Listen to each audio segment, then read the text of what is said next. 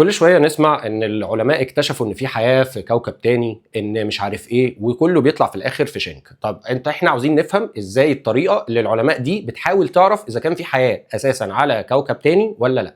بصوا يا جماعة، في السبعينات امريكا طلعت بروبز. ايه البروبز دي؟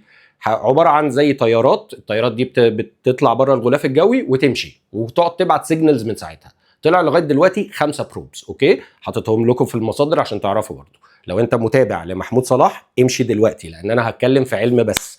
طيب، هم بعد ما طلعوا البروبز دي بتقعد تصور وتبعت. فهم قال لك ايه دلوقتي على الارض؟ البني ادمين عشان بيتنفسوا فبيطلعوا حاجات بتطلع للغلاف الجوي. لما بنصور بتطلع تردد معين للضوء. فقال لك لو احنا لقينا التردد المعين للضوء ده على كواكب تانية يبقى معنى كده ان في حياه. هي دي الطريقه اللي هم بيعملوها. هل دي طريقه اكيرت او يعني صح؟ لا طبعا غلط تماما. لو انت اي مهندس هيقول لك ان الترددات دي ممكن تتكرر في اوقات كتيره، وفي نفس الوقت انت بتبعت صور فانت مش عارف هي هتفضل ولا لا. طب هل دي الطريقه الوحيده؟ لا، في طريقه تانية. ايه الطريقه التانية؟ عمالين يبعتوا راديو ويفز في كل حته بالبروبز دي على امل ان حد يرد. هل في حد رد؟ لا، ما فيش حد رد عشان نبقى واضحين. طيب، فدي الطرق اللي بره عشان يقدر يعرف اذا كان في حياه بره ولا لا. من امبارح ولا اول امبارح قال لك في ميتيور. الميتيور ده غالبا عامل زي الشيب وماشي بسرعه جامده، وده غالبا حياه فضائيين والكلام الفاضي ده. اول حاجه ده اكتشفوه من 2017 وعارفين اتجاهاته وعارفين، وده يعني ده موجود على ويكيبيديا. يعني هو وصل ان هو بقى موجود بالفيديوهات بتاعته بصوره بكل حاجه عنه. اوكي، فيعني بلاش فتاوي كتيره قوي في الحته دي. طيب، هل في فضائيين على الارض؟ بمناسبه محمود صلاح ان هو مقتنع ان بايدن فضائيين يعني، او الين او روبوت او ايا كان. بصوا يا جماعه، لغايه دلوقتي لو انت عاوز تعرف اذا كان هنقدر نعرف ولا لا، هنعمل بيحصل ايه؟ بيحصل ان في كل الناس بيتعمل لها تيست، يا اما بياخدوا حقن يا اما بيتعمل لهم بيروحوا مستشفى. اي حد اتعمل له تيست لغايه دلوقتي مفيش اي حاجه بتقول ان في بني ادم مختلف عن بقيه البني ادمين لدرجه ان هو مش بني ادم. اوكي، طب هل لو لقينا فضائيين هل ده يتنافى مع الدين الاسلامي في حاجه؟ لا، لان احنا عندنا في القرآن ويخلق ما لا تعلمون. اوكي، طيب، وهل في عوالم اخرى؟ احنا اساسا بنقول ايه؟ الحمد لله رب العالمين، وترجمتها حتى بالانجلش وورلدز. يعني في عوالم تانية حضرتك، فاحنا ضامنينه. اوكي، طيب، فانت لو اكتشفت فضائيين ده مش هيأثر على المسلمين في اي حاجه. عشان بس الناس اللي بتقول لك الاديان هتقع، اديان ايه اللي هتقع لو لقينا فضائيين؟ مفيش حاجه. احنا بالنسبه لنا عارفين ان في حاجات موجوده ومش بنشوفها. وهنقول كده ليه؟ طب تعالوا نشوف. انت عندك حاجه اسمها القرين. القرين ده مذكور في القرآن مرتين. اول مره اما هيبقى عليك كشيطان، اوكي، وده عباره عن جن، اوكي، ده عليك عشان اسمه ايه ده، هو ده اللي بيوسوس لك طول حياتك. وتاني مره اتذكر امتى؟ يوم القيامه، وهو بيشهد عليك وبيقول ايه؟ بما الكلمه ما خليتوش يطغى. اوكي، ترانسجريس، حتى هتلاقوها في البحث برضو لان انا مشيت مع الحته دي. ده كائن موجود ومعاك و100% موجود، وفي نفس الوقت انت ما تقدرش تشوفه.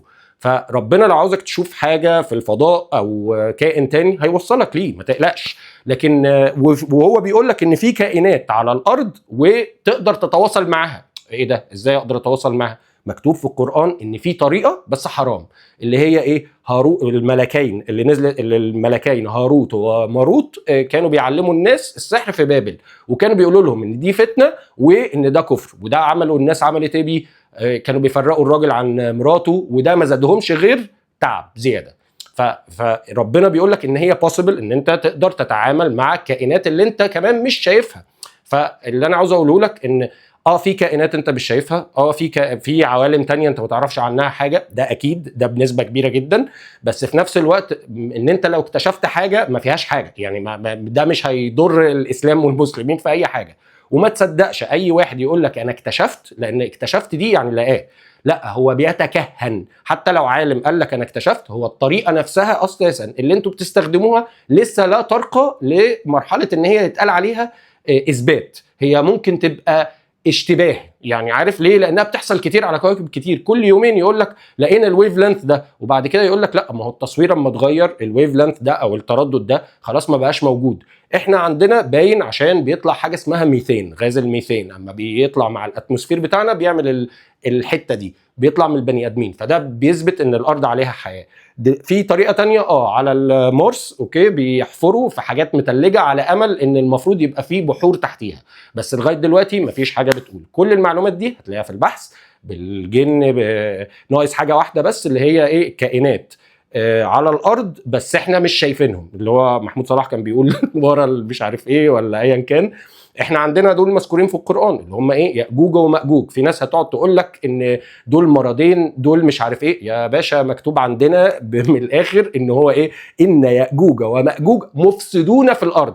يعني ايه؟ يعني مش هينفع يبقى التلفزيون، مش هينفع يبقى مرض، ليه؟ لان عمل الافساد ده اكشن انت بتاخده قاصد اوكي. وتاني حاجه ان هم ينسلون، يعني ايه؟ في ايه تانية بيقول لك ايه؟ ان هم من كل حدب ينسلون، يعني ما فيش حاجه كائن مش حي بينسل، يعني بيدي نسل اوكي. وفي وصف في الاحاديث بس مش عاوز اخش فيه عشان الناس اللي ما بتحبش، بس يعني الحديث في صحيح البخاري ان اول واحد فيهم هيبتدي يشرب ميه مع اخر واحد هيعدي هيقول ان كان فيه هنا ميه، يعني من كتر ما هم كتير.